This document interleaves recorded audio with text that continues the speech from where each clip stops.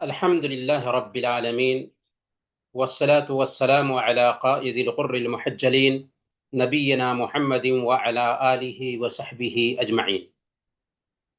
محترم بھائیوں اور دینی بہنوں، السلام علیکم ورحمۃ اللہ وبرکاتہ۔ جیسا کہ آپ نے سنا، آج ہمارے گفتگو کا ٹاپک ہوگا حضرت حاجرہ علیہ السلام کی سیرت۔ حضرت حاجرہ علیہ السلام کون ہیں؟ حضرت حاجرہ علیہ السلام حضرت ابراہیم علیہ السلام کی بیوی ہیں۔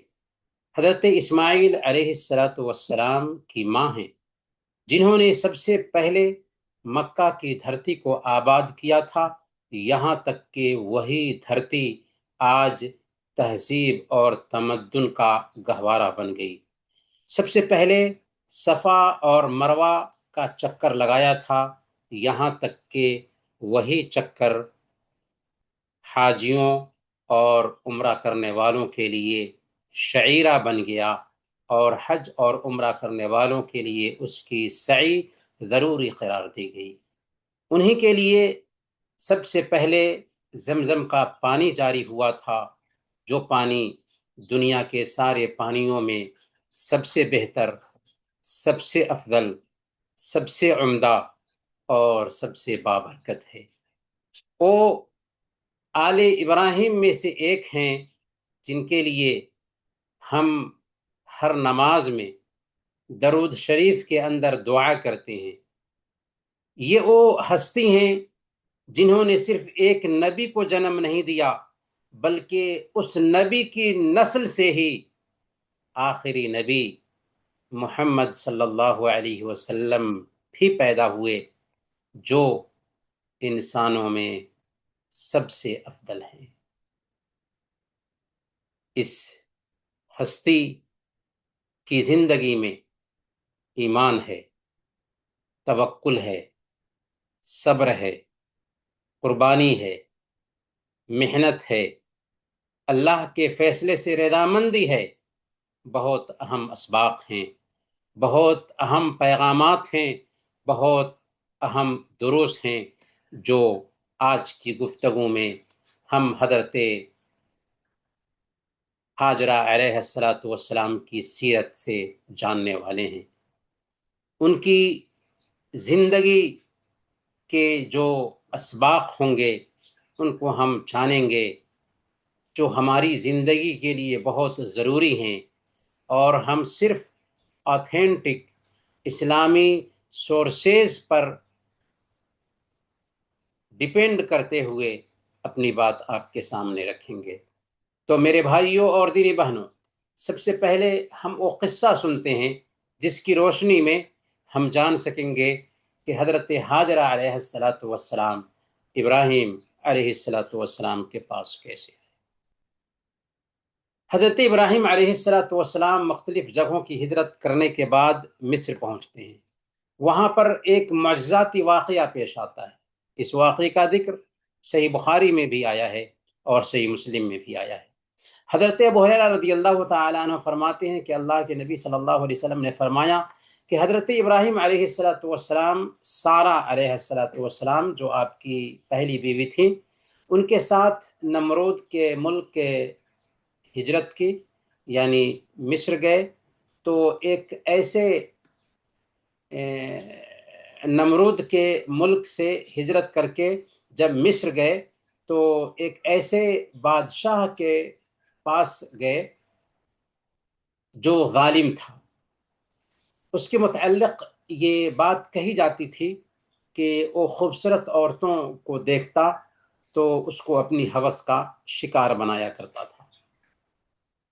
بادشاہ نے حضرت ابراہیم علیہ السلام سے پوچھا کہ یہ عورت جو تمہارے ساتھ ہے وہ کون ہے؟ تو حضرت ابراہیم علیہ السلام نے کہا کہ یہ میری بہن ہے۔ پھر حضرت ابراہیم علیہ السلام نے سارہ علیہ السلام کو بلایا اور کہا کہ میری بات مت جھٹلانا کہ میں تمہیں بہن کہہ چکا ہوں۔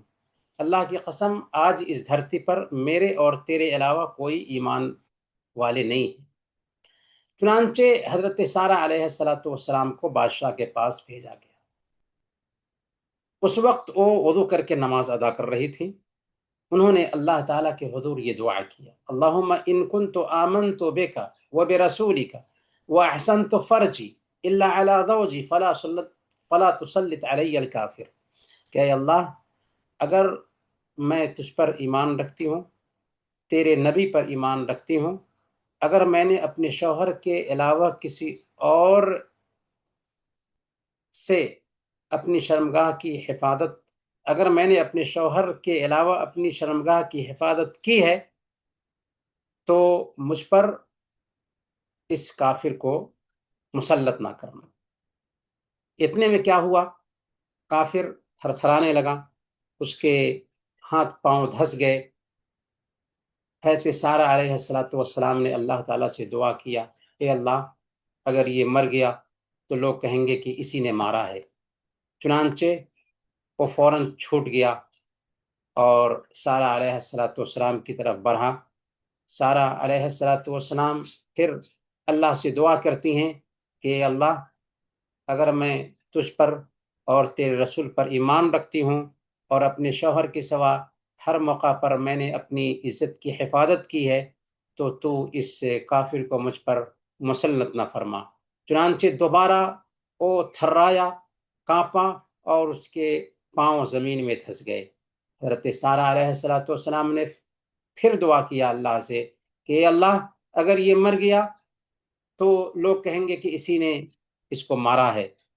اب دوسری یا تیسری مرتبہ بھی بادشاہ چھوٹ گیا۔ پھر وہ کہنے لگا کہ میرے یہاں تو نے ایک شیطان کو بھیج دیا ہے، اسے ابراہیم کے پاس لے جاؤ اور اس کی خدمت کے لیے ہاجرہ کو بھی دے۔ پھر حضرت سارہ علیہ السلام اللہ کے نبی حضرت ابراہیم علیہ السلام کے پاس آتی ہیں تو کہتی ہیں کہ دیکھتے نہیں کہ اللہ نے کافر کو ذلیل کیا اور ساتھ میں ایک لڑکی بھی دلوا دی، وَأَخْدَمَ وَلِيدَةً، ایک خادمہ بھی دلا دی۔ صحیح مسلم کی روایت میں یہ اضافہ ہے کہ حضرت ہاجرہ علیہ السلام حضرت سارہ علیہ السلام جب حضرت ہاجرہ علیہ السلام کو لے کر کے لوٹ رہی تھیں تو دیکھا کہ حضرت ابراہیم علیہ السلام نماز میں ہیں۔ نماز سے فارغ ہوئے، پوچھا کہ کیا ہوا؟ تو سارہ نے کہا کہ سب خیریت ہے، اللہ تعالیٰ نے اس ظالم کو رسوا کیا اور ایک لانڈی دیا۔ حضرت ابو ہریرہ رضی اللہ تعالیٰ عنہ جو اس حدیث کے راوی ہیں وہ بیان کرتے ہیں، تلک امکم یا بنی ماء السماء، یہی لانڈی یعنی ہاجرہ تمہاری ماں ہے، اے بارش کے بچوں۔ بارش کے بچوں سے کیا مراد ہے؟ عرب کہتے ہیں کہ ہاجرہ تمہاری ماں ہے اے بارش کے بچوں، چونکہ یہ صحرا میں رہنے والے لوگ تھے، پانی اور ہریالی کی تلاش میں ادھر ادھر دوڑ دھوپ کرتے تھے، اسی لیے حضرت ابو ہریرہ رضی اللہ تعالیٰ عنہ نے کہا کہ اے پانی کے بیٹو، یعنی اے بارش کے بچوں، کیونکہ یہ صحرا نشین تھے۔ یہاں پر سب سے پہلا سوال یہ ہے کہ حضرت ہاجرہ علیہ السلام جو ابراہیم علیہ السلام کے پاس آئی تھی، یہ آزاد تھی یا لونڈی تھی؟ تو بعض مورخین کا کہنا ہے کہ یہ ظالم بادشاہ کی سگی بیٹی تھی، اور بعض مورخین کا کہنا ہے کہ یہ لونڈی تھیں، اور لونڈی کیسے بنی تھیں؟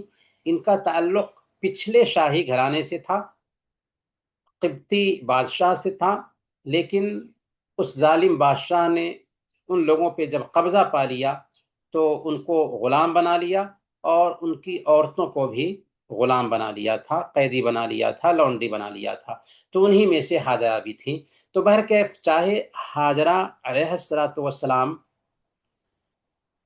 ظالم بادشاہ کی بیٹی رہیں چاہے لونڈی رہیں، اس سے کچھ فرق نہیں پڑتا، کیونکہ اسلام میں اصل ایمان ہے، رنگ و نسل نہیں۔ میرے بھائیوں اور دینی بہنوں، حضرت ابراہیم علیہ السلام جب حضرت ہاجرہ علیہ السلام ان کے پاس آتی ہیں تو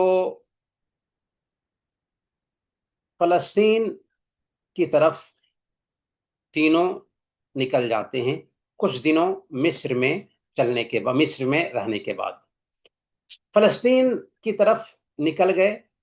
حضرت ہاجرہ علیہ السلام نے ابراہیم علیہ السلام کے ایمان کو دیکھا، حضرت سارہ علیہ السلام کے ایمان کو دیکھا، چنانچہ بہت متاثر ہوئیں، یہاں تک کہ اسلام قبول کر لیا۔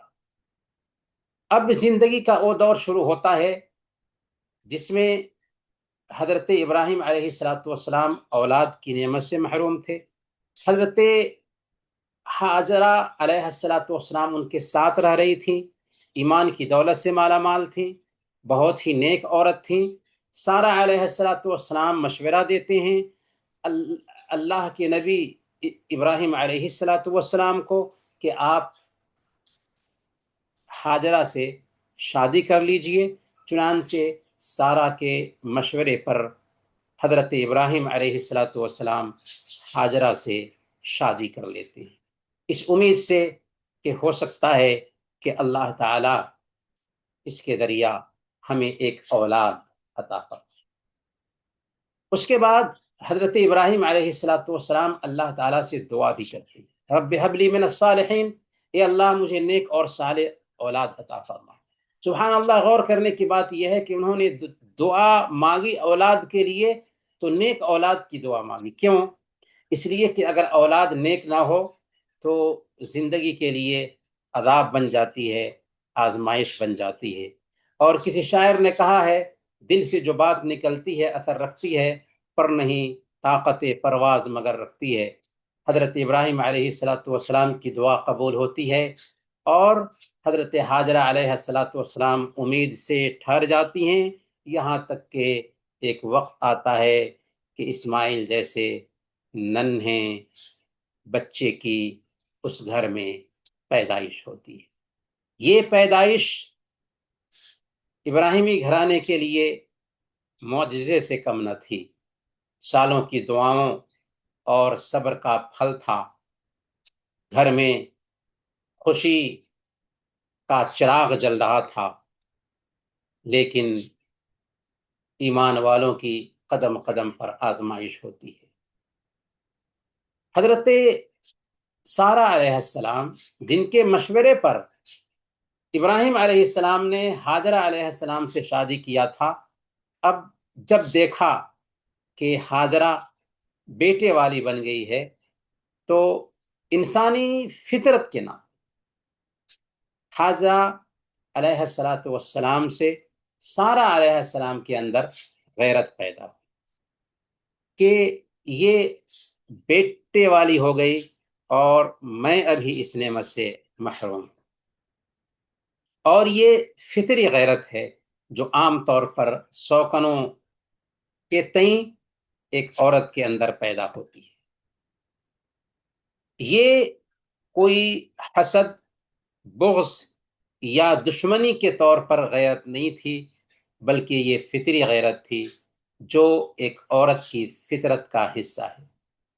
کچھ تاریخی کتابوں میں آتا ہے کہ حضرت سارہ کی اسی غیرت کو دیکھتے ہوئے، اور جیسا کہ حافظ ابن حجر رحمۃ اللہ علیہ نے حضرت ابن عباس رضی اللہ تعالی عنہما کی روایات سے یہ نتیجہ نکالا ہے کہ اسی غیرت سے مجبور ہو کر حضرت ہاجرہ علیہ السلام کو لے کر کے مکہ نکلتے ہیں۔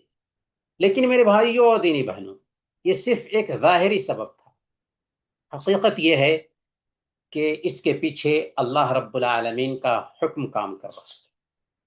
برکیف جب میاں بیوی کے بیچ اور سوکنوں کے بیچ غیرت کا معاملہ آیا تو اللہ رب العالمین نے حکم دیا اپنے خلیل کو کہ اپنے بچے اسماعیل اور اپنی بیوی ہاجرہ کو مکہ کی تپتی ہوئی صحرا میں بس آئی۔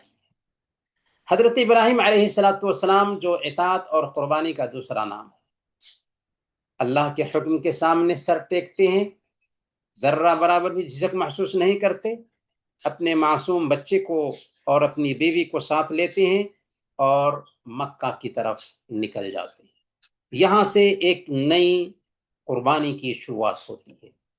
صحیح بخاری کی روایت میں آتا ہے ثم جاء بها ابراہیم وبابنها اسماعیل وهي ترضعه حتى وضعهما عند البيت عند دوحة فوق زمزم في اعلى المسجد۔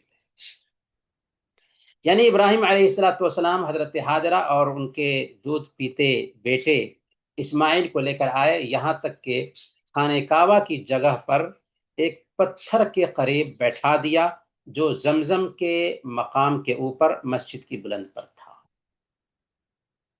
اس جگہ خانہ کعبہ ابھی تعمیر نہیں ہوا تھا، لیکن نشانات وہاں پر باقی تھے۔ اسی سے ایک سوال پیدا ہوتا ہے کہ خانہ کعبہ کی تعمیر سب سے پہلے کس نے کی؟ بعض علماء نے کہا ہے کہ آدم علیہ السلام نے کی تھی، بعض علماء نے کہا ہے کہ فرشتوں نے کی تھی، بعض علماء نے کہا ہے کہ حضرت آدم علیہ السلام کے بیٹے شیث علیہ السلام نے کی تھی، لیکن بہرحال نشانات تھے۔ اسی نشان پر حضرت ابراہیم علیہ السلام نے اسماعیل علیہ السلام کے ساتھ مل کر کے خانہ کعبہ کی تعمیر کی۔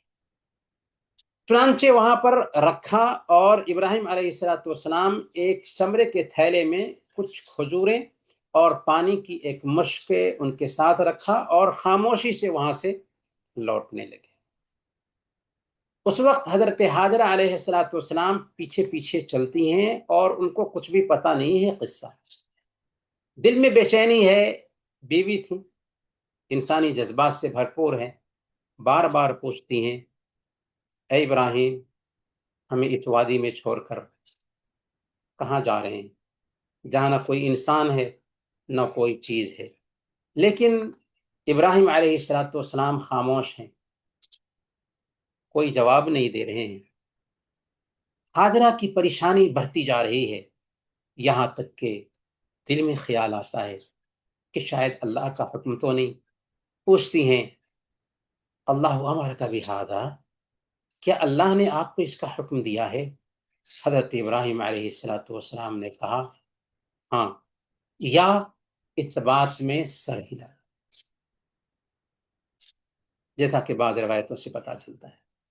یہ سننا تھا کہ حضرت ہاجرہ علیہ السلام توکل اور اعتماد کا پیکر بن کر کہتی ہیں اذن لا یضیع، تب تو اللہ ہمیں برباد نہیں کرے۔ یہ فقرہ صرف الفاظ نہیں تھے بلکہ ایک مکمل عقیدہ تھا۔ اگر اللہ کا حکم ہے تو اللہ ہمیں برباد نہیں کرے، اللہ ہماری حفاظت کرے گا۔ کیسے حفاظت کرے گا؟ حفاظت کا سامان کیا ہوگا؟ کھانے پینے کا انتظام کیسے ہوگا؟ بچہ کیسے پلے گا؟ تنہائی میں کیسے زندگی گزرے گی؟ یہ سب اہم نہیں ہے، اہم یہ ہے کہ اللہ کا حکم ہے اور شوہر کی مرضی ہے تو اس صحرا میں بھی ہم بچ جائیں گے، ہم رہ جائیں گے، آپ چلے جائیے، اللہ کے حوالے کیا ہے تو اللہ برباد نہیں کرے گا۔ ایک یقین ہے، ایک بھروسہ ہے، اللہ کا حکم ہے تو اللہ ہمارے لیے کافی ہے۔ میرے بھائیوں اور دینی بہنوں، ذرا سوچئے کیسا ایمان ہے حضرت ہاجرہ علیہ السلام کا۔ ادھر ابراہیم علیہ السلام کا دل بیٹھا جا رہا ہے، گویا کہ دل مٹھی میں دبا ہو، سر جھکا ہوا ہے، پریشان ہیں۔ آگے بڑھتے ہیں، یہاں تک کہ پہاڑی کے اوٹ میں جاتے ہیں تو دونوں ہاتھ اٹھاتے ہیں، اللہ سے دعا کرتے ہیں ربنا انی اسکنت من ذریتی بواد غیر ذی زرع عند بیتک المحرم ربنا لیقیموا الصلاۃ، اے ہمارے رب ہم نے اپنی اولاد کے ایک حصے کو ایسی وادی میں بسایا ہے جہاں کھیتی نہیں، تیرے حرمت والے گھر کے پاس بسایا ہے۔ اس سے پتہ کیا چلتا ہے کہ انسان اگر پریشانی میں ہے تو اس کو اللہ سے لو لگانا چاہیے، دعا کرنی چاہیے، اللہ کو یاد کرنا چاہیے۔ کیوں بسایا ہے؟ ربنا لیقیم الصلاۃ، اے ہمارے رب، ہم نے اس لیے بسایا ہے کہ وہ نماز قائم کریں۔ حضرت ابراہیم علیہ السلام کی فکر مندی کیا ہے کہ ان کی نسل نمازی بنے۔ ان کے دل میں امید ہے کہ ہماری اولاد جو ہو نمازی بنے۔ لہذا ہمیں بھی یہاں پر یہ سبق لینا ہے کہ ہماری زندگی کا سب سے اہم جو فیصلہ ہو وہ یہ ہے کہ ہماری اولاد کے اندر دین آ جائے۔ پیارے نبی صلی اللہ علیہ وسلم نے فرمایا، سنن ابی داؤد کی روایت ہے، مروا اولادکم بالصلاۃ وهم ابناء 7 سنین وضربوهم علیہا وهم ابناء 10 وفرقوا بینهم فی المضاجع۔ جب تمہارے بچے 7 سال کے ہو جائیں تو ان کو نماز کا حکم دو، اور 10 سال کے ہو جائیں اور نماز نہ پڑھے تو ان کی پٹائی اور ان کے بستر الگ کر دو۔ حضرت ابراہیم علیہ السلام آگے کی دعا میں فرماتے ہیں، اللہ تعالیٰ نے اس دعا کو اپنی کتاب میں نقل کیا ہے، فَجْعَلْ أَفْئِدَةً مِّنَ النَّاسِ تَهْوِي إِلَيْهِمْ، اے رب کچھ لوگوں کے دل کو ان کی طرف مائل کر دے۔ چنانچہ یہ دعا بھی قبول ہوتی ہے۔ قبیلہ بنو جرہم آ کر وہاں بس جاتا ہے، یہاں تک کہ شہر آباد ہو جاتا ہے۔ حضرت ابراہیم علیہ السلام کی دعا کا ہی نتیجہ تھا کہ آج مکہ کی سرزمین تہذیب و تمدن کا گہوارہ بنی ہوئی ہے۔ محترم بھائیوں اور دینی بہنوں، حضرت ابراہیم علیہ السلام اپنی بیوی اور اپنے بچے کو اس وادی میں بسا کر فلسطین لوٹ چکے ہیں۔ حضرت ہاجرہ علیہ السلام ننھے بچے کے ساتھ تنہا ہیں، دودھ پلا رہی ہیں، کھجور کھا رہی ہیں، پانی پی رہی ہیں، لیکن جلد ہی توشہ ختم ہو جاتا ہے۔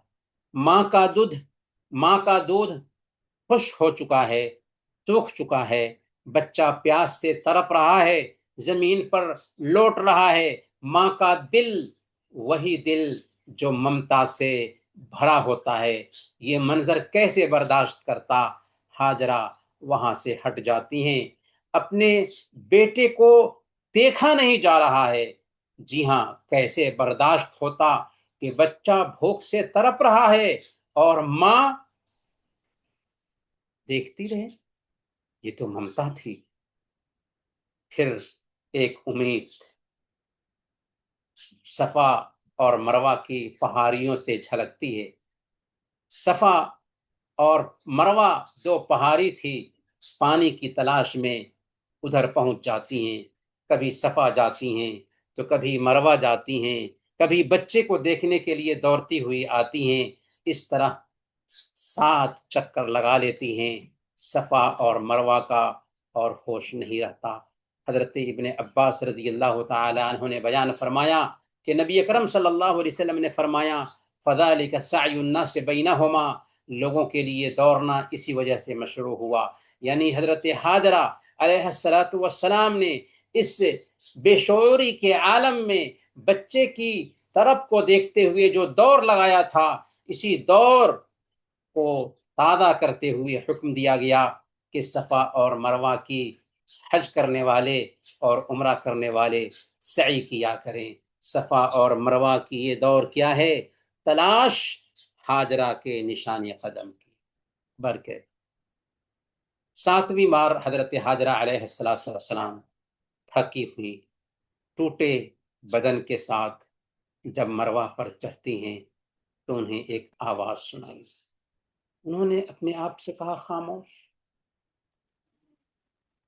پھر آواز کی طرف دھیان دیا، آواز سنائی دے رہی ہے، کہتی ہیں، میں نے تمہاری آواز سنی ہے، اگر تم کچھ مدد کر سکتے ہو تو مدد کرو۔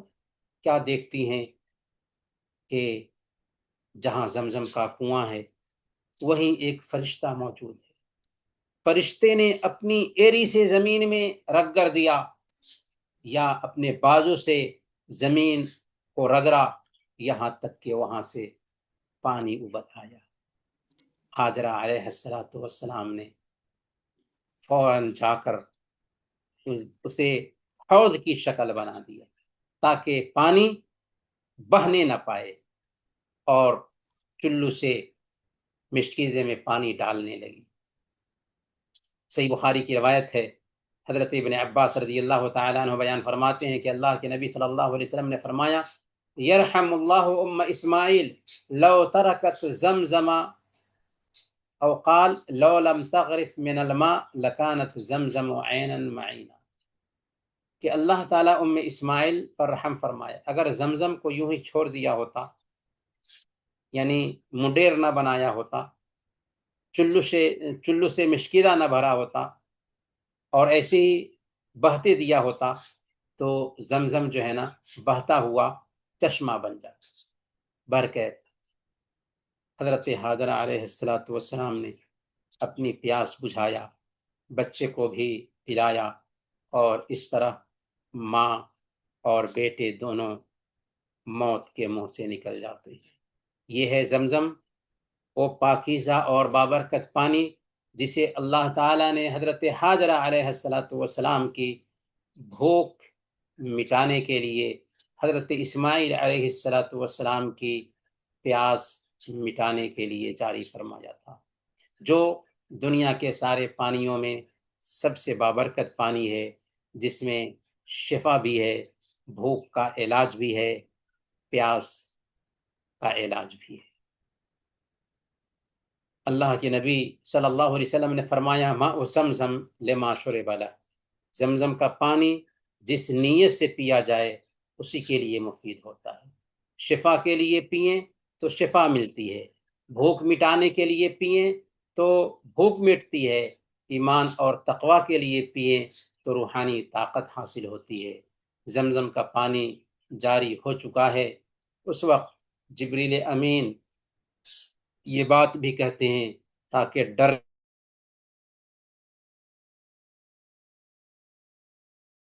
जा खौफ जाता रहे कि एक के साथ बेआबो गया सरजमीन में बसाई गई है। कहते हैं जिब्रील अमीन, ला तखाफु दैअता, तुम्हें बर्बादी का डर नहीं होना चाहिए, तुम्हें डरना नहीं है, तुम्हें गमगीन नहीं होना है। फ़इन्नहा होना बैतुल्लाह, इसी जगह पर अल्लाह का घर तामीर होगा। यबनी हादल गुलाम व अबू, ये बच्चा और उसका बाप मिलकर इस घर को बनाएंगे। व इन्नल्लाह ला युदैय्यु अहलह, अल्लाह ताला अपने बंदों को दाए नहीं करता। यहाँ पर बशारत मिलती है हजरत हाजरा अलैहिस्सलातु वस्सलाम को, वो हाजरा जो सब्र, तवक्कुल और यकीन का पैकर थी। हजरत हाजरा अलैहिस्सलातु वस्सलाम नन्हे इस्माइल के साथ बहुत दिनों तक वहीं पर रही, पानी पर गुजर बसर करती रहीं। बिलाखिर एक दिन कबीले जुरहुम, जो यमन का कबीला था, वहां से गुजरता है। जमजम के पास उन्होंने परिंदों को मंडलाते हुए देखा। अरब थे, समझ गए कि यहाँ पानी जरूर है। दो आदमियों को भेजा, उन लोगों ने तहकीक किया और जाकर के काफिले को बताया कि वाकई वहाँ पर पानी है। वो लोग आए, हजरत हाजरा अलैहिस्सलातु वस्सलाम से गुजारिश की कि हम यहाँ बसना चाहते हैं। हजरत हाजरा अलैहिस्सलातु वस्सलाम ने कहा, नाम वलाकिन ला हक़्क़ लकुम फिल मा, हाँ बस सकते हो, लेकिन इस शर्त के साथ कि पानी पर तुम्हारा हक नहीं हो। उन्होंने इसे तस्लीम कर लिया और इस फैसले में हजरत हाजरा अलैहिस्सलातु वस्सलाम की बसीरत थी, दूर अंदेशी थी। हजरत इब्न अब्बास रदियल्लाहु ताला अन्हु बयान फरमाते हैं कि अल्लाह के नबी सल्लल्लाहु अलैहि वसल्लम ने फरमाया, फ़अल्फ़ा ज़ालिका उम्म इस्माइल वहिय तुहिब्बुल इंस, कि उम्म इस्माइल को अब पड़ोसी मिल चुके थे बनु जुरहुम की शक्ल में, जबकि खुद उनको ख्वाहिश थी कि यहाँ पर लोग आकर के आबाद करें। इस तरीके से एक पड़ोसी मिल गए और उनके साथ हजरत हाजरा अलैहिस्सलातु वस्सलाम रहने लगे। روایت میں آتا ہے کہ حضرت ابراہیم علیہ السلام ہر مہینہ براق پر سوار ہو کر شام سے مکہ آتے تھے۔ صبح کو اسماعیل اور حاجرہ علیہ السلام سے ملتے اور قیلولہ کے وقت شام تک، پھر شام سیریا پہنچ جاتے تھے۔ اب آئیے ہم جانتے ہیں قربانی کے قصہ۔ قرآن کے مطابق فلما بلغ معه السعی، جب اسماعیل علیہ السلام چلنے پھرنے کی عمر کو پہنچ گئے تو ابراہیم علیہ السلام کو خواب میں دکھایا گیا کہ وہ اپنے بچے کو اللہ کے راستے میں ذبح کر رہے ہیں۔ نبیوں کا خواب سچا ہوتا ہے۔ ابراہیم علیہ السلام انسان تھے، کوئی فرشتہ نہیں تھے۔ جس انسان کے اندر دل ہوتا ہے اس دل میں اولاد کی محبت ہوتی ہے، اور اولاد بھی بہت چاؤ کے بعد، بہت تمنا کے بعد بڑھاپے میں ملی ہے، اور چلنے پھرنے کی عمر میں ہے کہ اپنے تو کیا غیر بھی اس عمر میں ایسے بچوں پہ دل فدا کر دیتے ہیں۔ ایسی عمر میں حکم دیا جا رہا ہے کہ اپنے بچے کو ذبح کرو۔ حضرت ابراہیم علیہ السلام اللہ کے حکم کے سامنے سر ٹیک دیتے ہیں اور بچے کے پاس آتے ہیں، کہتے ہیں یا بنی انی ارا فی المنام انی اذبحک فانظر ماذا تری، بیٹا میں نے خواب میں دیکھا ہے تجھے ذبح کر رہا ہوں اللہ کے لیے، تیری کیا رائے ہے؟ فرماردار بیٹا کہتا ہے یا ابت افعل ما تؤمر ستجدنی انشاء اللہ من الصابرین، ابو جان آپ کو جس کام کا حکم ملا ہے اسے کر گزریے، اللہ نے چاہا تو آپ ہمیں صبر کرنے والوں میں سے پائیں گے۔ پھر وہ وقت آتا ہے کہ منا کی دھرتی پر ابراہیم علیہ السلام اسماعیل کو چہرے کے بل لٹا کر کے ان کی گردن پر چھری چلا دیتے ہیں۔ اللہ تعالیٰ فوراً دمبا بھیجتا ہے جنت سے، اور اسی دمبے کو حضرت ابراہیم علیہ السلام ذبح کرتے ہیں، اور پھر اللہ تعالیٰ فرماتا ہے وَنَادَيْنَاهُ أَن يَا إِبْرَاهِيمُ قَدْ صَدَّقْتَ الرُّؤْيَا إِنَّا كَذَلِكَ نَجْزِي الْمُحْسِنِينَ، کہ ہم نے آواز دی اے ابراہیم تو نے خواب سچ کر دکھایا، ہم نیکی کرنے والوں کو ایسے ہی بدلہ دیتے ہیں۔ اور یہی وہ قربانی ہے جسے ہر سال ہم جانوروں کی قربانی کی شکل میں تازہ کرتے ہیں۔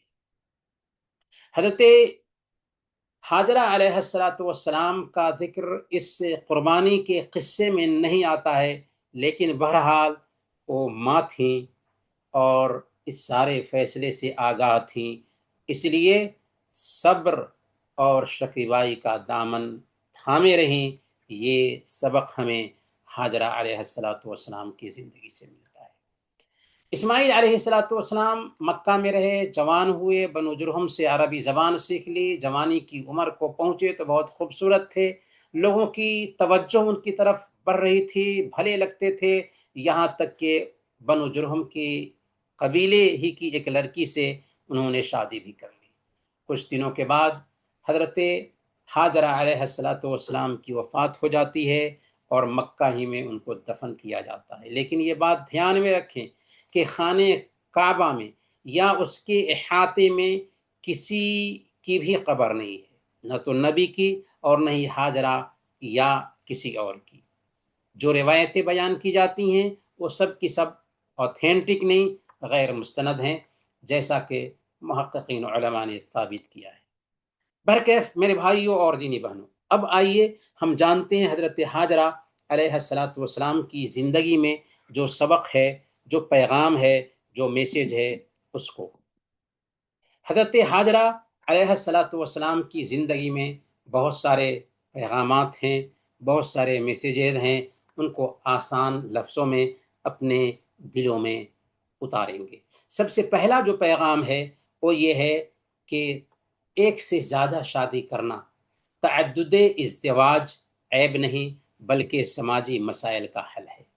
حضرت ابراہیم علیہ السلام اولاد کی نعمت سے محروم تھے، دوسری شادی کی، اللہ تعالیٰ نے اولاد سے نوازا، لہذا دوسری شادی کرنا اسے عیب نہیں سمجھنا چاہیے، اسلام نے دوسری شادی کی اجازت دی ہے، لیکن اس شرط کے ساتھ کہ انصاف کر سکے۔ فَإِنْ خِفْتُمْ أَلَّا تَعْدِلُوا فَوَاحِدَةً، اگر ڈر ہو کہ انصاف نہ کر سکو گے تو دوسری شادی کی گنجائش نہیں، ایک ہی پہ بس کرو۔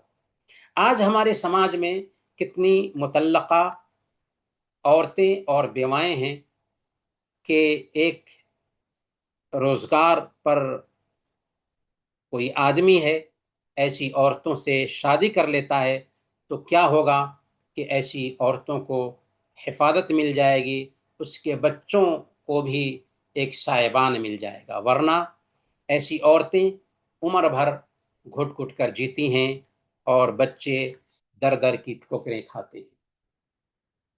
دوسرا جو سبق ہے، شوکنوں کے بیچ غیرت، یہ فطری معاملہ ہے۔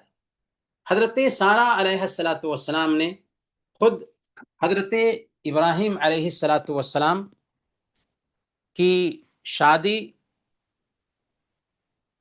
اور حضرت ہاجرہ علیہ السلام سے کرائی تھی، یعنی خود شادی کرائی تھی حضرت سارہ علیہ السلام نے، لیکن پھر بھی جب حضرت ہاجرہ علیہ السلام کو بچہ ہو گیا تو محرومی کا احساس پیدا ہوا سارہ علیہ السلام کے اندر، کہ اپنی شوکن کو دیکھا کہ ان کی گود ہری ہے لیکن میں ممتا سے محروم ہوں، اس لیے یہ فطری غیرت تھی جو ان کے اندر آئی تھی، اور اسلام نے اس کو غلط نہیں سمجھا۔ ہاں، اگر اس غیرت کی بنیاد پر اپنی شوکن پر ایک عورت ظلم کرے، تہمت لگائے، حق مارے، تو پھر غلط ہے۔ تیسرا جو سبق ہے حضرت ہاجرہ علیہ السلام کی زندگی سے، وہ یہ ہے کہ اس میں عورت کا روشن کردار ہمیں سمجھ میں آتا ہے کہ اسلام نے عورت کے کردار کو کتنی اہمیت دی، کہ حضرت ہاجرہ علیہ السلام نے جو دوڑ لگایا تھا، صفا اور مروہ کا چکر لگایا تھا، اللہ تعالیٰ نے اس چکر کو ایک عورت کے کردار کو تازہ رکھا، اور حاجیوں کو اور عمرہ کرنے والوں کو حکم دیا کہ جب بھی حج اور عمرہ کرنے آئیں صفا اور مروہ کی سعی کریں، گویا کہ ایک عورت کے کردار کو تازہ رکھنے کے لیے حج کا اور عبادت کا حصہ بنا دیا۔ اس سے عورت کی عظمت جھلکتی ہے۔ چوتھا جو سبق ملتا ہے حضرت ہاجرہ علیہ السلام کی سیرت سے، کہ انسان اگر آزمائش میں گھرا ہوا ہو تو اس کی بات کم ہو جاتی ہے۔ حضرت ابراہیم علیہ السلام کو دیکھیے، ان کو پتا ہے کہ ہاجرہ اور اسماعیل کو یہاں اکیلے اور تن تنہا بسانا ہے، ہاجرہ علیہ السلام کو پتا نہیں ہے، اس لیے ہاجرہ علیہ السلام بول رہی ہیں، پوچھ رہی ہیں کہ آخر ہمیں ننھے اسماعیل کے ساتھ چھوڑ کر کہاں جا رہے ہیں، لیکن اسماعیل علیہ السلام کی زبان بند ہے، کچھ نہیں بول پا رہے۔ جب کہتی ہیں کہ کیا اللہ کا حکم ہے، تو بعض روایتوں میں آتا ہے کہ نعم کہا، اور بعض روایتوں میں آتا ہے کہ سر ہلایا اس بات میں۔ تو یہاں ہمیں سیکھنے کو کیا ملتا ہے کہ ایک انسان جب زیادہ مصیبت میں ہوتا ہے نا، پریشانیوں سے گھرا ہوا ہوتا ہے نا، تو اس کے الفاظ اس کا ساتھ چھوڑ دیتے ہیں۔ حضرت یعقوب علیہ السلام کو دیکھیے، جب پیارے بیٹے کی جدائی کا صدمہ لاحق ہوا تو لمبی لمبی شکایتیں نہیں کی، قرآن نے کیا کہا؟ فصبر جمیل، بس ہم صبر کریں گے۔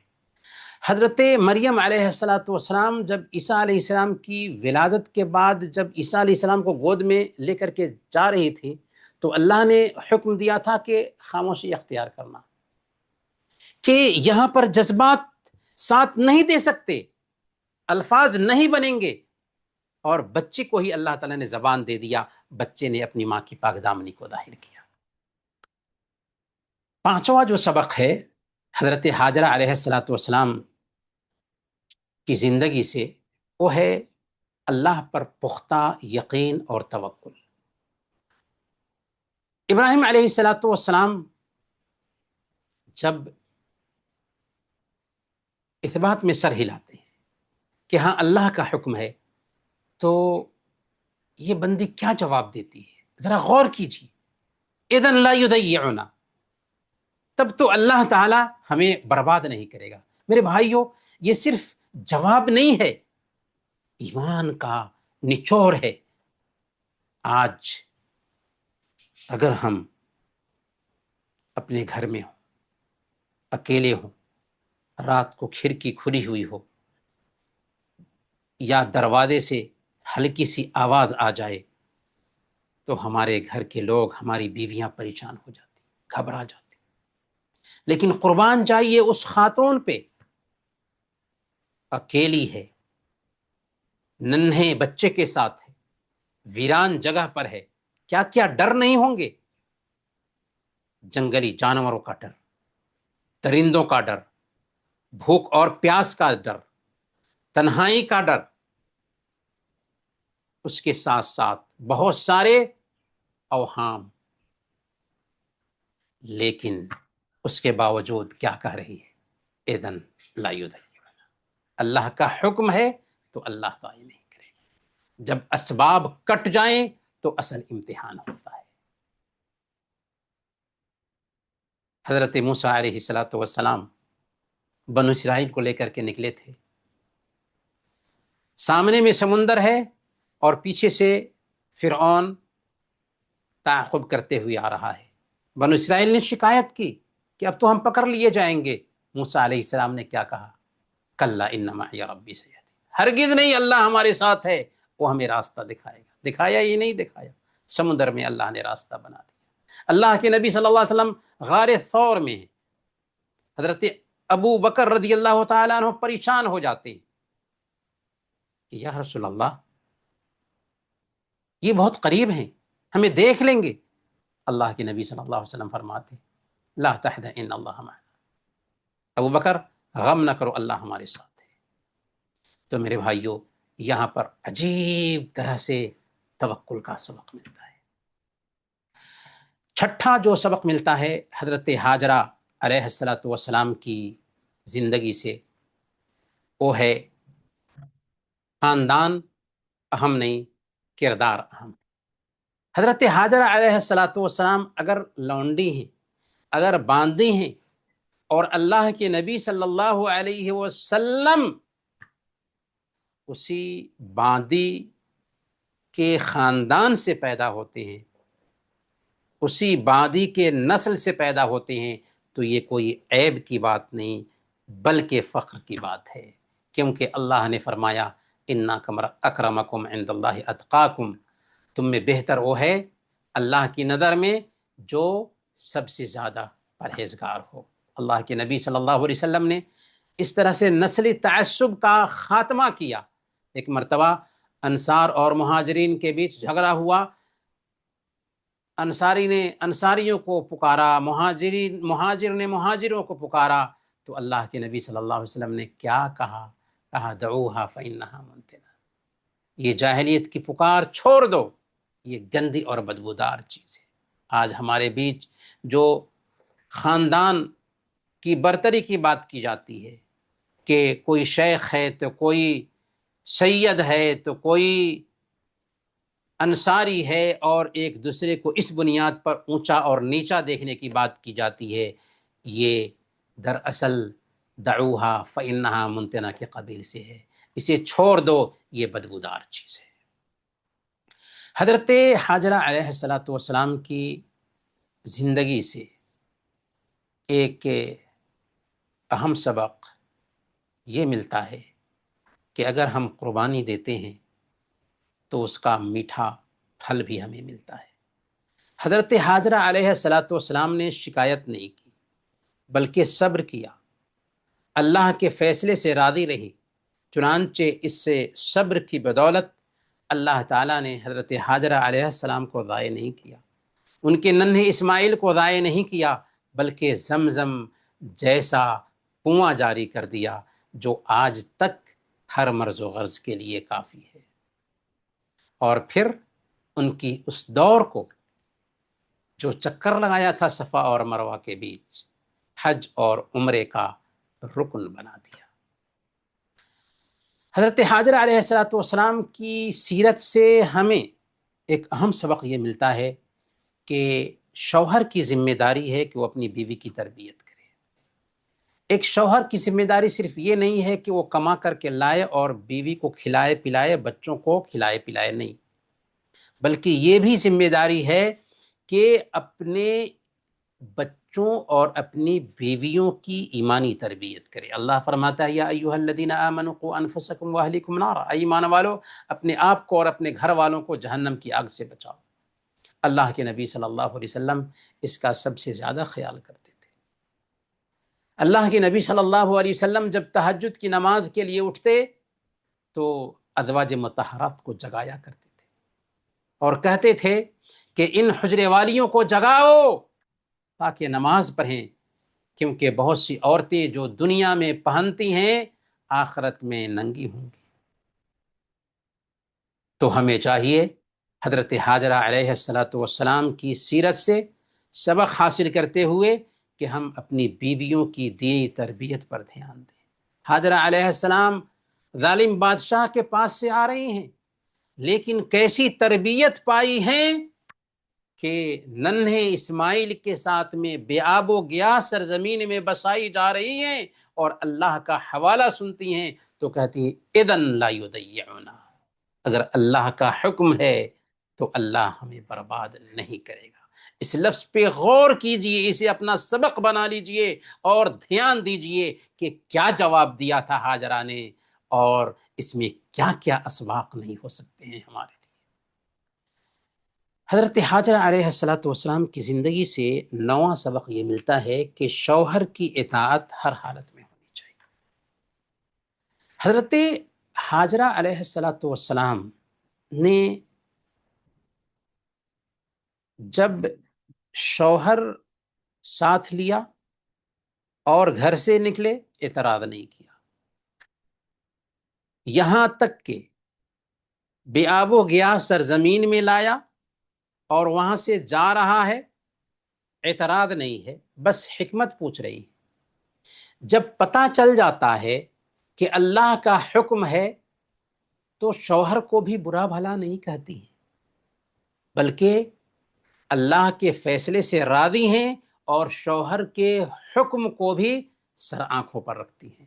تو جہاں ایک طرف اللہ کے فیصلے کے سامنے میں سر ٹیکا، وہیں شوہر کی بات بھی مانا۔ اسی لیے بیویوں کے لیے یہاں پر سبق ہے کہ ہر حال میں شوہر کی اطاعت ہونی چاہیے، اگر معروف میں ہے تو، نافرمانی میں شوہر کی بھی اطاعت نہیں ہوگی۔ اللہ کے نبی صلی اللہ علیہ وسلم نے فرمایا لو كنت امر احدا ان يسجد لاحد لامرت المرأة ان تسجد لزوجها، کہ اگر میں کسی کو حکم دیتا کہ کسی دوسرے کو سجدہ کرے تو ایک عورت کو حکم دیتا کہ وہ اپنے شوہر کو سجدہ کرے۔ حضرت حاجرہ علیہ السلام کی سیرت سے 10واں سبق یہ ملتا ہے کہ اللہ کا حکم سن کر ہمیں یہ نہیں پوچھنا چاہیے کہ اس کی حکمت کیا ہے۔ آج کل بہت سارے لوگ پوچھتے ہیں پردے میں کیا حکمت ہے، داڑھی میں کیا حکمت ہے، اس میں کیا حکمت ہے، اس میں کیا حکمت ہے۔ نہیں، اللہ کا حکم ہے سر آنکھوں پر، وما كان لمؤمن ولا مؤمنة اذا قضى الله ورسوله امرا ان يكون لهم الخيرة من امرهم، کہ ایک مومن مرد اور عورت کو اللہ کا فیصلہ آ جانے کے بعد اپنے معاملے میں اختیار نہیں رہتا۔ مسلمان کا مطلب کیا ہوتا ہے؟ اللہ کے حکم کے سامنے سر ٹیک دینے والا۔ لیکن یاد رکھیں اللہ کے کسی بھی حکم میں حکمت پائی ہی جاتی ہے، کوئی بھی حکم اللہ کا حکمت سے خالی نہیں۔ ہماری کوتاہی نگاہیں اس حکمت تک نہیں پہنچ پاتی ہیں تو یہ الگ بات ہے، لیکن ہم نے اللہ کی پہچان کی اپنی عقل سے، رسول کی پہچان کی اپنی عقل سے، قرآن کی پہچان کی اپنی عقل سے۔ اب اللہ اور اس کے رسول کا جو حکم آ جائے سر آنکھوں پر رکھنا چاہیے۔ آپ ڈاکٹر کے پاس جاتے ہیں، ڈاکٹر آپ کو دوا لکھ کر دیتا ہے اور کہتا ہے کہ یہ دوا اتنی مرتبہ، یہ دوا اتنی مرتبہ کھاؤ، آپ ویسے ہی کھاتے ہیں جیسے ڈاکٹر نے تشخیص کیا تھا، آپ کو اعتراض نہیں ہوتا۔ تو بالکل ویسے ہی اللہ اور اس کے رسول کا حکم آ جائے تو سر آنکھوں پر۔ حضرت حاجرہ علیہ السلام نے اللہ کا حکم سنا، یہ نہیں کہا کہ اس میں کیا حکمت ہے، ایک عورت کو وادی میں بسانے کی کیا حکمت ہے، نہیں، اللہ کا حکم ہے تو سر آنکھوں پر، اذن لا یضیعنا۔ 11واں سبق حضرت حاجرہ علیہ السلام کی زندگی سے یہ ملتا ہے، اور یہ اصل میں آخری ہی سبق ہم بنائیں گے اس کو، کیونکہ وقت زیادہ ہو چکا ہے اور ہمارا وقت محدود ہے، ہم تفصیل میں نہیں جانا چاہتے، کہ باپ کی غیر موجودگی میں ماں کا کردار بہت اہم ہوتا ہے۔ آج جو لوگ پردیس میں رہتے ہیں، کمانے کے لیے آتے ہیں، وہ ہمیشہ کہتے ہیں کہ ہم گھر پر نہیں تھے اس لیے ہمارا بچہ خراب ہو گیا، یہ بات غلط ہے۔ حضرت حاجرہ علیہ السلام ویران ماحول میں ہیں، باپ غیر موجود ہے، لیکن اسماعیل علیہ السلام کی ایسی تربیت کرتی ہیں کہ نمونہ بچہ پیدا ہوتا ہے۔ اس کا اندازہ اس وقت لگایا جاتا ہے جب حضرت ابراہیم علیہ السلام بچے سے پوچھتے ہیں کہ اللہ نے مجھے تجھے ذبح کرنے کے لیے کہا ہے، تیری کیا رائے ہے؟ کیا جواب دیا؟ ابو جان آپ کو جو حکم ملا ہے کرو۔ یہ عجیب جواب ہے، یہ جواب ایسے ہی نہیں آ گیا، بلکہ حضرت حاجرہ علیہ السلام کی تربیت کی بنیاد پر یہ جواب آیا تھا۔ تو میرے بھائیوں، یہ سوچ کہ اگر باپ گھر پر نہ ہو تو ماں بچے کو تربیت نہیں دے سکتی، غلط ہے۔ تاریخ میں بڑی بڑی شخصیتیں ایسی پیدا ہوئی ہیں کہ باپ نہیں ہے، باپ وفات پا چکا ہے، لیکن ماں نے ویسی شخصیت پیدا کی۔ امام مالک رحمۃ اللہ علیہ کی والدہ کو دیکھی، 4 اماموں میں سے ایک امام ہے، انہوں نے اپنے بیٹے کو علم کے لیے بھیجتے ہوئے کہا تھا کہ ربیعہ کے پاس جاؤ اور ان سے علم سیکھنے سے پہلے ادب سیکھو، یہاں تک کہ امام مالک اپنے زمانے کے مالک بنتے ہیں۔ امام شافعی، امام احمد بن حنبل اور امام بخاری، یہ تینوں ائمہ، ان کے والد بچپن ہی میں وفات پا گئے تھے، لیکن ان کی ماؤں کی راتوں کی دعاؤں اور تربیت کے نتیجہ میں وہ امام شافعی بنتے ہیں، امام احمد بنتے ہیں اور امام بخاری بنتے ہیں۔ موجودہ زمانے میں شیخ ابن باز اور شیخ ماہر المعیقلی جو حرم کے امام ہیں، ان دونوں بزرگوں نے اعتراف کیا کہ ان کی زندگی میں جس مقام پر وہ پہنچے ہیں، اس میں ان کی ماؤں کی دعاؤں اور تربیت کا بڑا ہاتھ رہا۔ تو میرے بھائیوں اور دینی بہنوں، ہم آج کی گفتگو سے حضرت حاجرہ علیہ السلام کی سیرت سے اب چند اسباق اپنی زندگی کے لیے لیں گے تاکہ ان اسباق کو اپنی زندگی میں اتاریں۔ یہ 5 اسباق ہیں، آئیے عہد کرتے ہیں گفتگو کے لاسٹ میں کہ ہم ان 5 اسباق کو اپنی زندگی میں اتاریں گے۔ نوٹ کیجئے، پہلے نمبر پر گھر کو تربیت گاہ بنائیں گے، اپنے گھروں میں صرف دنیا کی تعلیم نہیں دیں گے بلکہ ایمان کی بھی تعلیم دیں گے، اخلاق کی بھی تعلیم دیں گے، دین کی بھی تعلیم دیں گے۔ پہلے نمبر پر حضرت حاجرہ علیہ السلام کی زندگی سے ہم یہ سبق لیتے ہیں اپنے لیے کہ اپنے گھر کو تربیت گاہ بنائیں گے ایمان کے لیے۔ دوسرے نمبر پر بیویاں شوہروں کا ساتھ دیں گی۔ ہماری بہنیں یہ عہد کریں کہ شوہر کی ہر جائز بات مانی جائے گی، ان کی وفاداری کریں گے، ان کی اطاعت کریں گے۔ اور تیسرے نمبر پر شوہر بھی، بلکہ اسی دوسرے پوائنٹ میں شوہر بھی یہ عہد کریں کہ وہ اپنے بیویوں اور اپنے بچوں کی تربیت کا خاص خیال رکھیں گے۔ تیسرے نمبر پر ہر حال میں ہم اللہ پر بھروسہ کریں گے، حالات بھی مشکل ہوں، چاہے تنگی اور بیماری کتنی بھی سخت ہو، لیکن ہم اس بات کو ذہن میں بیٹھائیں گے، اذن لا یضیعنا، اگر اللہ کا فیصلہ ہے، کیونکہ اللہ کے فیصلے کے بغیر کوئی تبدیلی نہیں آتی، تو اللہ ہمیں برباد نہیں کرے گا۔ رب کے فیصلے سے ہم ہر حالت میں راضی رہیں گے۔ چوتھے نمبر پر شریعت کے حکم کے سامنے سر ٹیک دیں گے۔ جب اللہ اور اس کے رسول کا حکم آ جائے گا تو ہم اپنی عقل کے غلام نہیں بنیں گے، بلکہ ہم رب کے حکم کے سامنے سر ٹیک دینے والے بنیں گے۔ اور پانچویں نمبر پر بچوں کی دینی تربیت کو پہلی ترجیح دیں گے۔ ہم اپنے بچوں کو بڑا ڈاکٹر اور انجینئر بنانے کے چکر میں نہیں پھنسیں گے، بلکہ انہیں سب سے پہلے حضرت ابراہیم علیہ السلام کی طرح باادب اور مطیع بنائیں گے، لیکن اس بات سے مانے نہیں کہ ہمارا بچہ ڈاکٹر بنے، ہمارا بچہ انجینئر بنے، لیکن اس سے پہلے دیندار اور ایمان والا بنے۔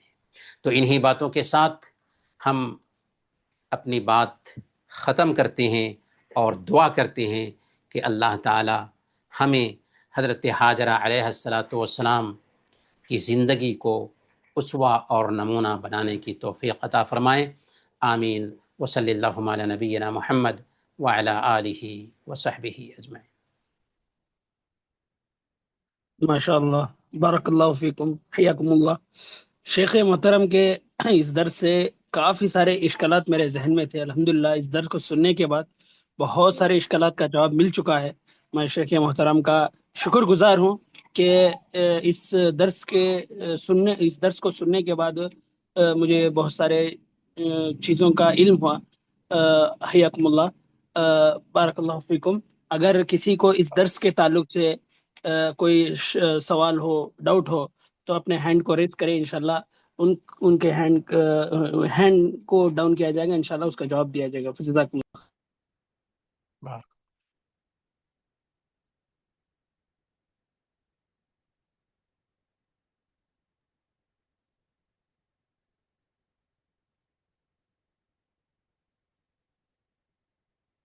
مجھے ہی کو اس درس کے تعلق سے ایک چھوٹا سا سوال ہے شیخ محترم۔ جی جی جی وہ یہ ہے کہ جو آپ ایک واقعہ سنا رہے تھے کہ نمرود وغیرہ کا، بادشاہ کا واقعہ سنا رہے تھے بہن کہنے کے تعلق سے، تو ہوں اس واقعے کے بارے میں کون سے حدیث سے یہ واقعہ ثابت ہے؟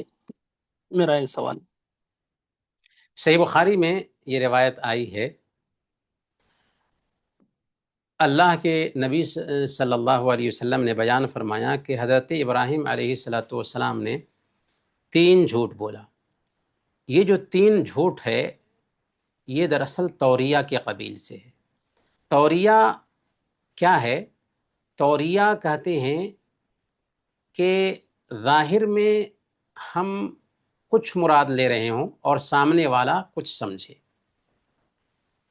جیسے اگر میرے پاس دینار ہے اور کوئی ہم سے دینار مانگتا ہے تو ہم کہیں کہ میرے پاس پیسے نہیں ہیں، کیونکہ ہم جان رہے ہیں کہ سامنے والا پیسے لے کر کے لوٹاتا نہیں ہے۔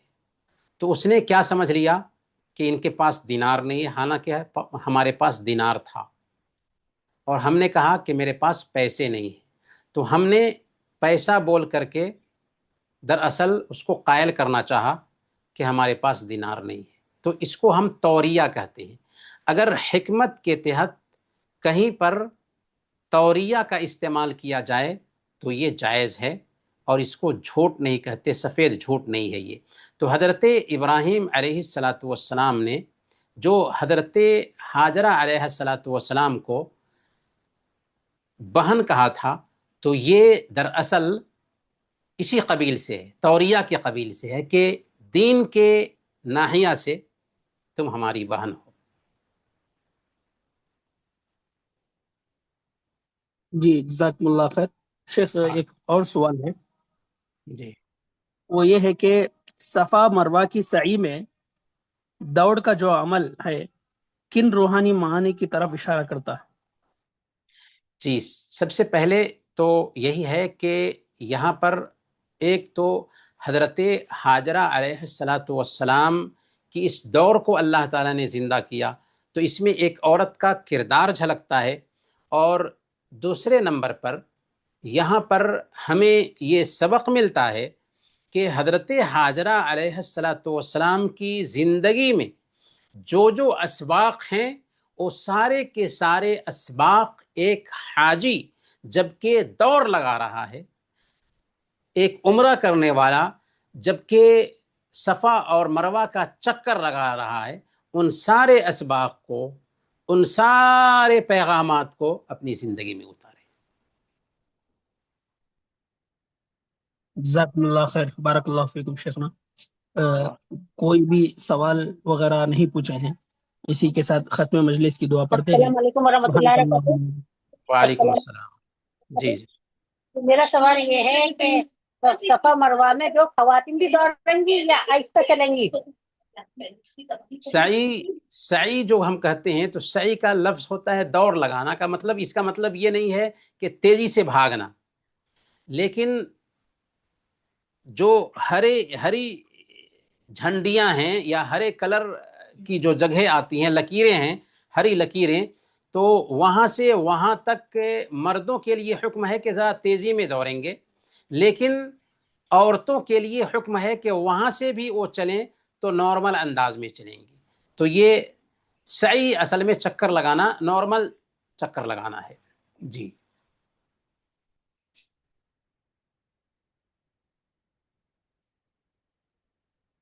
جی، اسی کے ساتھ ختم مجلس کی دعا پڑھیں۔ سبحانک اللہم و بحمدک، اشہد ان لا الہ الا انت، استغفرک و اتوب الیک، فجزاکم اللہ خیر۔ بارک اللہ فیک۔